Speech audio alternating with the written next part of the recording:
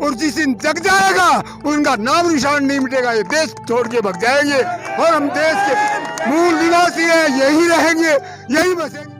एक चीज़ और जानना चाहूँगी, जिस तरह से आपने अपने बारे में परिचय दिया, आप विधायक हैं, तो हम कहीं ना कहीं देखते हैं जो हमारे विधायक जीत के जाते हैं, विधानसभा में बैठते हैं, लेकिन जब उन्हीं के समाज के ऊपर अत्याचार शोषण होता है तो वो विधानसभा में उस आवाज को बुलंद करने का काम नहीं करते। इसके पीछे कारण क्या है? क्या शेड्यूल कास्ट का राष्ट्रपति बना देने से, जिसको मंदिर में घुसने नहीं दिया, राष्ट्र के ऊपर कलंक है, उसको रिजाइन करना चाहिए था। ये शेड्यूल कास्ट के नाम से हमको गुमराह, ये जय श्री राम वाले गुमराह कर रहे हैं। देश के नौजवान झोपड़ियों में ढाणियों में बैठा हुआ दलित मजदूर किसान जाग रहा है। हिंदू के नाम से, मुसलमान के नाम से, जात के नाम से, धर्म के नाम से देश को भिड़ाने का काम करते हैं। वो राष्ट्रभक्त नहीं है, राष्ट्रद्रोही है। सवाल ये है कि भारत 2500 साल गुलाम रहा, इससे बड़ा कलंक इन धर्म के ठेकेदारों पे हो नहीं सकता, जिसको जनता को महसूस नहीं होने देता। मोदी के वतन से आती हूँ, पर अभी तक हमारे गुजरात में और पूरा इंडिया में अभी तक छुआछूत खत्म नहीं हुआ।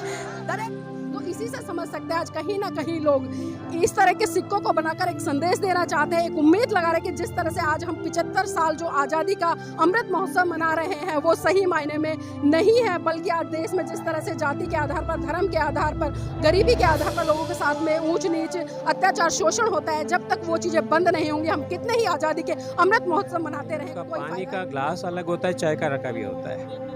ये आज़ादी के 75 साल बाद तो what is the meaning of आज़ादी?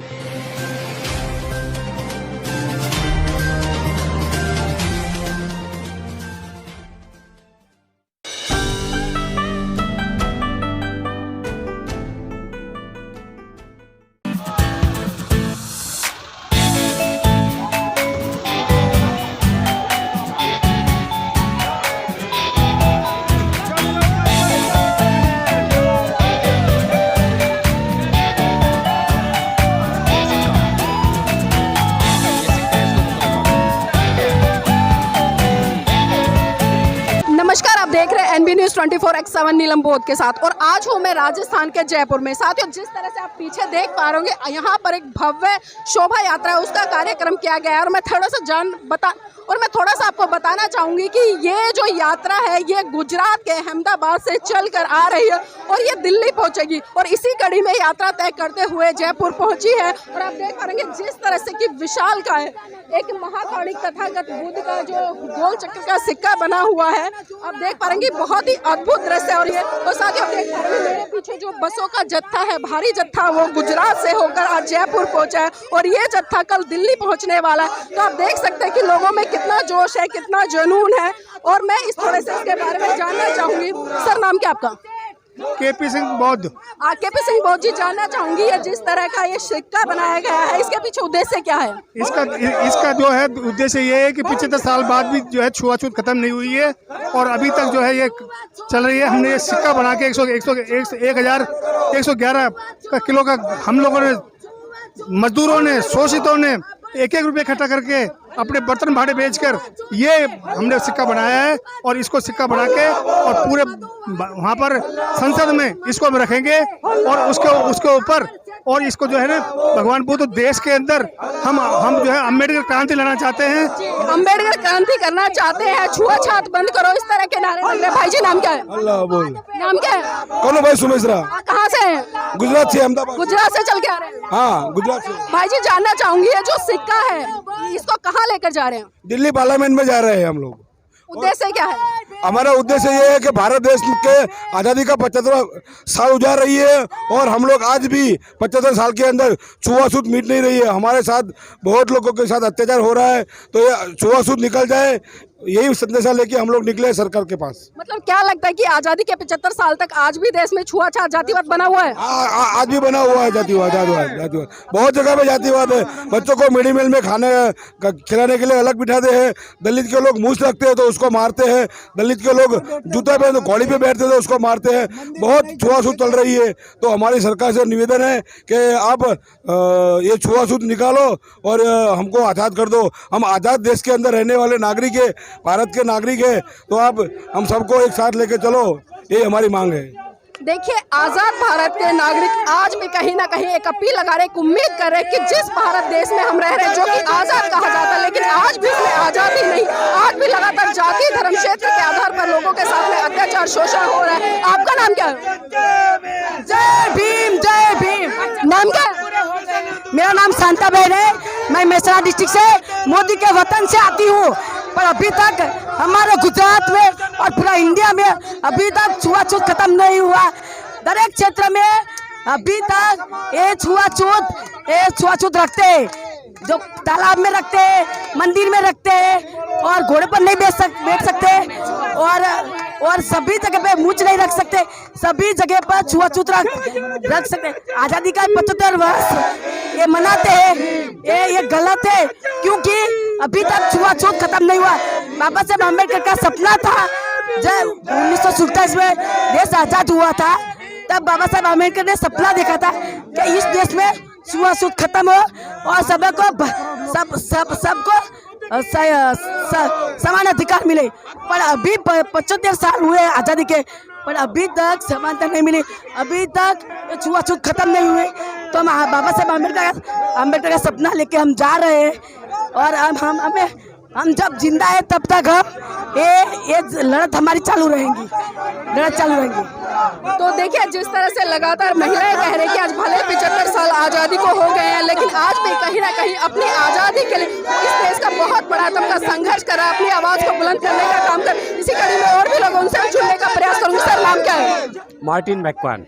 मार्टिन मैकवाल जी, जिस तरह से मैंने आपके बारे में थोड़ा सा पढ़ा, मानव अधिकार है, उसके कार्यकर्ता रहे, तो जानना चाहूंगी इस तरह की जो यात्रा है, क्योंकि इस यात्रा को आपने रुदल यात्रा का नाम दिया गया है, तो इसके पीछे एक कारण क्या है रुदल यात्रा? तो भीम जिंदा है, बाबा साहब जिंदा है हमारे अनुभव में, हमारे सोच में, हमारे इतिहास में। तो जब दलितों को पीड़ा होती है तो भीम उसको सबको रुदन होता है। इसी कारण है इसको हमने भीम रुदन बोला है। मतलब रुदल का मतलब पीड़ा, दर्द, रोना, चिल्लाना, चित्कार, इस तरह से। गुजरात में जो सबसे बड़ा सर्वेक्षण हुआ छुआछूत पर, मॉडल स्टेट, पता चला कि 90.2% गाँव में दलित हिंदू होते हुए भी मंदिर प्रवेश नहीं है। 54% गाँव में दलित बच्चों को मध्याह्न भोजन में अलग बिठा जाता है। 64% गाँव में दलित सरपंच बनता है, पंचायत में होता है, लेकिन उसका पानी का ग्लास अलग होता है, चाय का रखा भी होता है। ये आज़ादी के 75 साल बाद, तो what is the meaning of आज़ादी? लेकिन सर, जिस तरह से हम देख रहे हैं सरकार आज़ादी का अमृत महोत्सव मना रही है, और उस समय आप एक तरफ आवाज़ उठा रहे हैं कि कहीं आज अगर भले 75 साल हो गए, लेकिन आज भी कहीं ना कहीं इस देश का बहुत बड़ा तबका है वो आज़ादी में नहीं जी रहा है, और कहीं ना कहीं अपने हक अधिकारों के लिए आवाज़ उठा रहा है, बुलंद कर रहा है, लेकिन आज भी उसको न्याय नहीं मिल रहा है। जाति के आधार पर, धर्म के आधार पर कहीं ना कहीं ऊंच नीच, भेदभाव, जिस तरह से आपने चर्चा की है, तो इन चीज़ों को किस तरह से खत्म किया जा सकता है? तो ये संविधान में बोला गया कि ये जो काम है वो पार्लियामेंट का है, धर्म का काम नहीं है, वो प्राइवेट अफेयर है। वी द पीपल, वहाँ से संविधान शुरू होता है। तो 75 ईयर्स में अभी छुआछूत नहीं निकाल पाए, तो ये हर एक राजकीय पक्ष है इंडिया के, उसकी सामूहिक विफलता है। तो हम यही पूछना चाहते हैं कि आज़ादी के पहले छुआछूत हटाने का जो काम हुआ, वो आज़ादी के बाद तो बिल्कुल बंद हो गया। तो हम बोलेंगे विकास हो गया, नए नए रोड बन गए, एयरपोर्ट बन गया, तो विकास अगर हुआ है तो छुआछूत कम होना चाहिए कि बढ़ना चाहिए? पिछले 42 साल में 26,000 दलितों की हत्या हुई है, 55,500 दलित महिलाओं पे बलात्कार हुए हैं, 12.5 लाख एट्रोसिटी के केस पुलिस स्टेशन में दर्ज हुआ है। तो जैसे जैसे आज़ाद भारत की उम्र बढ़ती है, एट्रोसिटी बढ़ती जा रही, तो इसको क्या डेवलपमेंट बोलेंगे हम? तो हमारे बच्चे, मेरे दादा ने सहा, मेरी दादी ने सहा, मैंने सहा, अब मेरे बच्चे क्यों सहे अभी? What is the reason?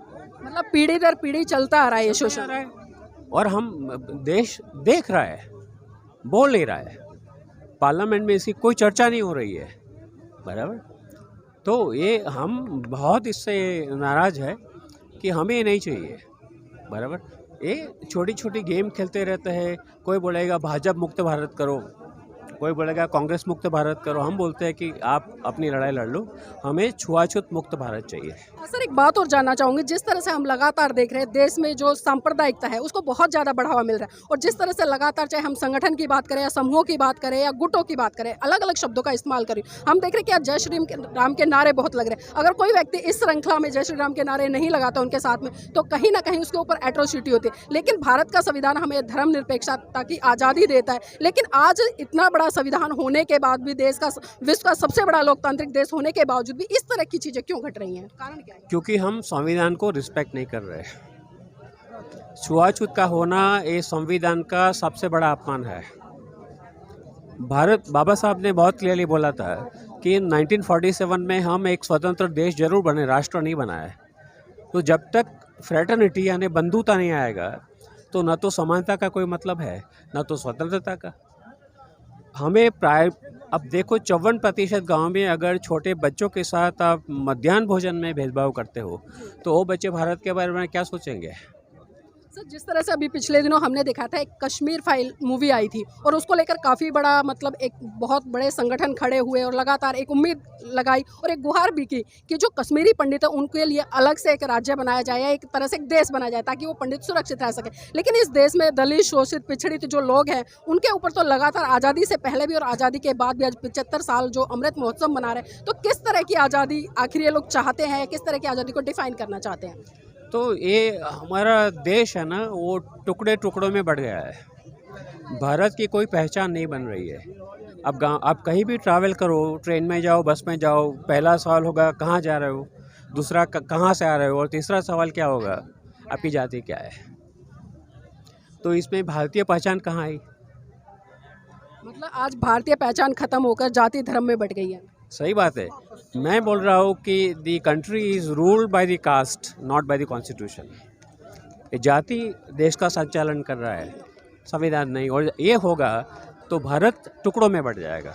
हाँ सर, एक चीज़ और जानना चाहूँगी, जिस तरह से आपने विशाल सिक्के बनवाए, इनका वजन है 1111 किलो, क्योंकि बाबा साहब का भी है, महाकारुणिक तथागत बुद्ध का भी, और इसी के साथ में आप 1 लाख सिक्के 1-1 रुपए के देने का कहाँ 20 लाख। तो इसके पीछे आपका उद्देश्य क्या है? नहीं, उद्देश्य यह है कि हमने जो सवाल पीछे लिखा है अदर साइड कि 1947 में छुआछूत मुक्त भारत का सपना हमने जो देखा था वो 2047 में साकार होगा। 75 साल चले गए। तो ये सवाल लिखा है, गौतम बुद्ध को यहाँ रखा है, और आप देखेंगे कि भूमि स्पर्श मुद्रा है। 2500 साल पहले उन्होंने बोला ये धरती है ना, वो सभी जीवित सृष्टि के लिए है, कोई एक की मालिक ही नहीं है, बराबर। तो हम बोलते हैं कि भारत ने विश्व को बुद्ध का भेंट किया, तो बुद्ध की बात हम क्यों नहीं मानने के लिए तैयार है भारत में? लेकिन आज क्या बात है, जिस तरह से हम माननीय नरेंद्र मोदी जी को देखते हैं, हमारे देश के प्रधानमंत्री जब बाहर विदेशों में जाते हैं तो वहाँ बड़े गर्व से कहते हैं कि मैं बुद्ध की धरती भारत से आया हूँ। लेकिन अगर भारत में मैं बात करूँ, क्योंकि हम लगातार इस सवाल को मैं उठाती हूँ लोगों से, वो भारत में बुद्ध की विचारधारा से युद्ध करते नजर आते हैं। तो किस तरह से देश ये जिस तरह से आज हम देख रहे हैं, यहाँ पर बहुत सारी पार्टियों के लोग भी हैं, नारे लगा रहे हैं, अलग अलग तरह से आज़ादी महोत्सव मना रहे हैं, तो क्या ऐसे समय में इस तरह की जो बातें कही जाती हैं दोहरा मापदंड नहीं है? एकदम क्लियर है। और इससे बढ़कर ये भी है कि देश में प्रमुख घटनाएं जो होती है, बराबर, तो एक भी बार प्राइम मिनिस्टर के ऑफिस से अपील तक नहीं होता है। पहले तो होता था कि प्रधानमंत्री खुद चले जाते थे। बेलछी में घटना हुई तो हाथी पे बैठ के कोई चला गया प्रधानमंत्री। हाँ, यहाँ तो अपील तक नहीं कि भैया शांति रखो। वो तो मैं बोल सकता हूँ उसमें कॉस्ट क्या होती है। इसका मतलब है कि आप खुद एक प्रधानमंत्री के तौर पे रहने के बाद भी संविधान को सही हृदय से सम्मान नहीं कर रहे हैं। सर बहुत बहुत धन्यवाद हमारे साथ जुड़ने के लिए। और इसी कड़ी में हमारे साथ में बाबूजी भी है, उनसे भी जुड़ना चाहूँगी। बाबूजी नाम क्या है? राजा राम मील। कहाँ से हैं बाबूजी आप?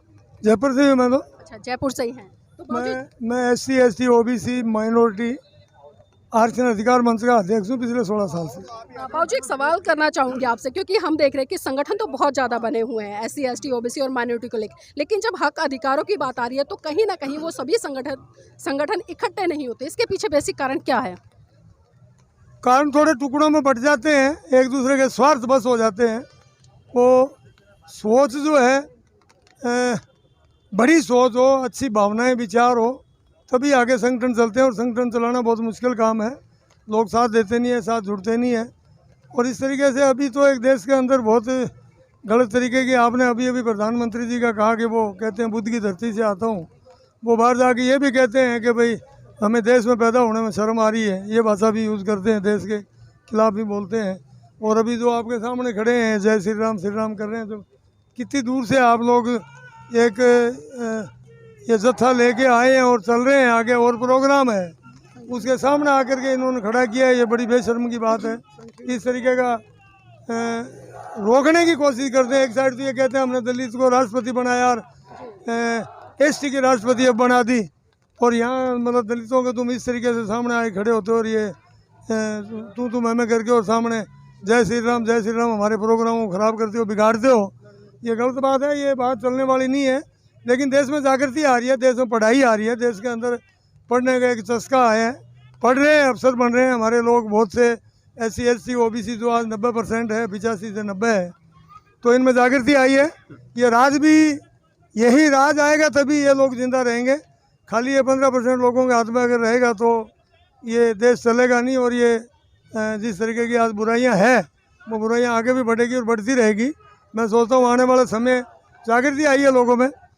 ये जिस तरीके से कुछ बदमाशियाँ करके भी वोट लेते हैं, जो सब चीज़ें इनके हाथ में है, हाथ में होने से बदमाशी हो जाती है। मैं कांग्रेस BJP की बात नहीं कर रहा, जो भी आज सत्ता में होता है वो इस तरीके का यूज़ करते हैं हमारे लोगों को, गरीब लोगों को। ये चाहते हैं, आज की सरकार जिंदगी है वो तो चाहती है कि देश में गरीबी बढ़े। आज गरीबी हमारी भूखमरी है, हम भूखमरी में 101 नंबर पे हैं, बेरोज़गारी 50% है। ये गरीबी रेखा से ऊपर हम 25 करोड़ लोग आगे, 7 करोड़ देश के अंदर भूखे सोते हैं लोग। इसकी चिंता किसको है? कोई चिंता नहीं करता है। चिंता सिर्फ वोट लेने की है। देश में जो सत्ता है वो चाहती है देश में गरीबी बढ़े, तो वोट लेने आसान है, गरीब के वोट आसानी से कलेक्ट कर लेते हैं। इन्होंने कहते हैं 82 करोड़ लोगों को हम 5 किलो अनाज दे रहे हैं, वो हमारे लाभार्थी है, वो हमारे को वोट देंगे। तो अनाज तो हमारा है ना, आपका हमारा टैक्स के है ना। तो इस तरीके का मामला जो है तो चल रहा है, देश में जागृति आ रही है। आप जैसे सज्जन जो घूम रहे हैं इस तरीके के, हमारी निकलेंगी रैलियाँ निकलेगी तो सब लोग समझेंगे, जागेंगे और हमारे साथ आएंगे, साथ देंगे। और हमारा ये इसी तरीके से चलता रहेगा। आने वाले समय में ये 85% लोगों का राज होगा। मैं तो ये कहना चाहूँ। बाबू जी, आपसे एक सवाल लेना चाहूँगी। जिस तरह से हम देख रहे हैं कि यहाँ पर बहुत दल के लोग भी इकट्ठे हुए हैं, और जिस तरह से आज़ादी के अमृत महोत्सव की बात कर रहे हैं, और एक कॉन्सेप्ट और चला है कि हर घर पे तिरंगा। अब ध्यान से सुनिए कि हर घर पे तिरंगा, लेकिन जो सरकारी आंकड़ों में जो 17 लाख लोग हैं, उनके पास आज घर नहीं है, तो वो कहाँ तिरंगा लहराएंगे? इनको निकल जाने दो। सवाल ये है कि भारत 2500 साल गुलाम रहा है। इससे बड़ा कलंक इन धर्म ठेकेदारों पे हो नहीं सकता, जिसको जनता को महसूस नहीं होने दिया। क्या 2500 साल गुलाम रहा है? खेत मजदूर किसान के पेटे रहा है या देश के गद्दारों के पेटे रहा है? जिस बात को हमने आज तक उजागर नहीं किया। हिंदू के नाम से, मुसलमान के नाम से, जात के नाम से, धर्म के नाम से देश को भिड़ाने का काम करते हैं। वो राष्ट्रभक्त नहीं है, राष्ट्रद्रोही हैं। क्या शेड्यूल्ड कास्ट का राष्ट्रपति बना देने से, जिसको मंदिर में घुसने नहीं दिया, राष्ट्र के ऊपर कलंक है, उसको रिजाइन करना चाहिए था। ये शेड्यूल्ड कास्ट के नाम से हमको गुमराह, ये जय श्री राम वाले गुमराह कर रहे हैं। देश के नौजवान झोपड़ियों में, ढाणियों में बैठा हुआ दलित मजदूर किसान जाग रहा है, और जिस दिन जग जाएगा उनका नाम निशान नहीं मिटेगा। ये देश छोड़ के भग जाएंगे, और हम देश के मूल निवासी हैं, यही रहेंगे, यही बसेंगे। हमको जितना उजाड़ था, 80% आदमी बिलो पॉवर्टी हैं। अंग्रेज भारत छोड़ के गए तब 21% थे। ये किस मुंह से कह रहे हैं देश महान बनेगा? देश को तो पैंदे में बैठा दिया। अंडानी अंबानी जरूर महान बन गए, वो देश का खजाना लूट के ले गए, ये है इनकी उपलब्धि। लेकिन दलित मजदूर किसान जाग रहा है, होश संभाल रहा है। आज 75 साल खुशी वहाँ होती है जहाँ मौसर होता है, वहाँ गम होती है, मृत्यु भोज होता है, शादी होती है।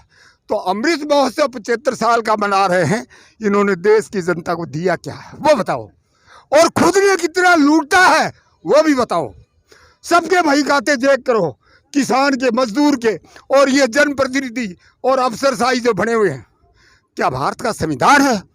भारत के संविधान के 3 पार्ट हैं, विधायिका, कार्यपालिका, न्यायपालिका।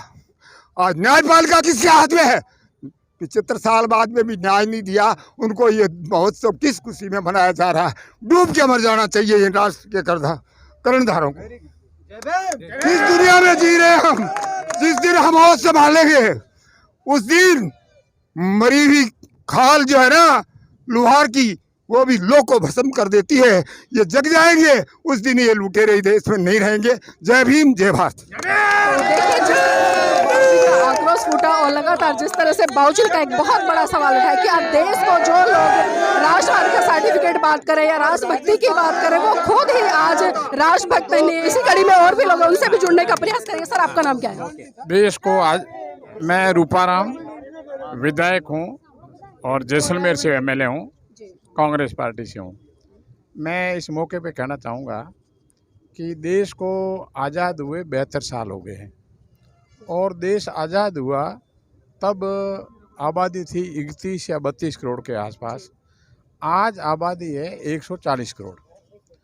जितनी देश की आज़ादी के समय आबादी थी उतनी आबादी आज के दिन में भूखी सोती है, एक टाइम रोटी खाती है और उनके बॉडी पे जो 5 कपड़े होते हैं उसमें से या तो शादी होती है तो 5 एक साथ नहीं लेते हैं, या डेथ होती है तो ऊपर नया कपड़ा डालते हैं, या नामकरण होता है बच्चे का। उसके अलावा जीवन में उनको चिकनगुनिया बुखार होता है, उसके दवाई के पैसे नहीं है। और भारत में ऐसे लोग हैं, मान लो कैंसर हो जावे, ब्लड कैंसर, भगवान नहीं करे, तो वो 2, 4, 5 करोड़ रुपए लगा के ब्लड बदल के आ जाते हैं। और एक तरफ वो चिकनगुनिया की दवाई के पैसे नहीं है। उनकी आबादी कितनी है? करीब 32 करोड़, 32-33 करोड़। और 32-33 करोड़ के अंदर अधिकतर SC, ST, OBC और अल्पसंख्यक लोग हैं, अधिकतर वो है। तो ये जो अभी लोग यहाँ इकट्ठे हुए हैं पूरे ही भारत के, और इनका जो उद्देश्य ये है कि भाई वैसे कहने को तो 72 वर्ष के राज में कई पार्टियों का राज रहा, अलग अलग स्टेट में भी रहा, भारत में भी रहा, कांग्रेस का भी रहा और का भी रहा। लेकिन जिस जंग से कहा जाता है कि बहुत कुछ हो गया, तो इसकी शहरों के अंदर स्लम व्यस्ती, कच्ची बस्तियां हैं, और गांव के अंदर, गांव और ढाणियों में देखो तो वो 35 करोड़ की देख के आज मान लो जो सोशल मीडिया या जो आप लोग मीडिया के लोग हो, इनके पास भी शहर की खबर है। अगर गांव में जाके देखो तो वैसा नहीं है। तो इन सब लोगों का यही है कि सरकार के ध्यान में लावे, जो चीज़ कल्पना थी, देश को आज़ाद कराया और हर भारतवासी एक सक्षम होना चाहिए, उसमें से 35 करोड़ तड़फ रहे हैं। उस सरकार को बताने के लिए सभी सरकारों को, सभी प्रशासन को, सभी बुद्धिजीवियों को बताने के लिए ये दलित भाई, मैं भी इसी सम्मेलन में आया हूँ, इनका उद्देश्य ये है कि जो आज जिनकी स्थिति बदतर है उसको कैसे सुधारा जाए। सर, एक चीज़ और जानना चाहूँगी। जिस तरह से आपने अपने बारे में परिचय दिया, आप विधायक हैं, तो हम कहीं ना कहीं देखते हैं जो हमारे विधायक जीत के जाते हैं, विधानसभा में बैठते हैं, लेकिन जब उन्हीं के समाज के ऊपर अत्याचार, शोषण होता है, तो वो विधानसभा में उस आवाज़ को बुलंद करने का काम नहीं करते। इसके पीछे कारण क्या है? विधायक का मोटे तौर पर कोई भी पार्टी हो, प्रत्याशी का चयन पार्टियाँ करती है, तो चयन के अंदर कौन ज़्यादा समाज सेवी है उसका ध्यान कम रखा जाता है। और जो नेता आगे किसी पार्टी का हेड है उसका वफादार कौन है, वो काम करे या नहीं करे। तो वास्तव में जो वास्तविक सोशल वर्कर है उनको आगे लाना चाहिए, तो जो जिस गति से काम हो रहा है उससे गति बढ़ सकती है। सर, आखिरी सवाल लेना चाहूँगी, आपकी जो जवाबदेही है वो किसके प्रति बनती है? सरकार के प्रति, समाज के प्रति, या अपने प्रति? मैं कांग्रेस से एमएलए हूँ, लेकिन मैं चाहे मेरे को, मैं जैसलमेर से खड़ा हुआ, मुझे 1,05,000 वोट आए, 75,000 मेरे खिलाफ पड़े, लेकिन मैं सभी का काम करता हूँ। तो जो सक्षम हैं उसको दबे कुचले की मदद करनी चाहिए, किसी भी रूप में करो, जितनी आपका सामर्थ्य है।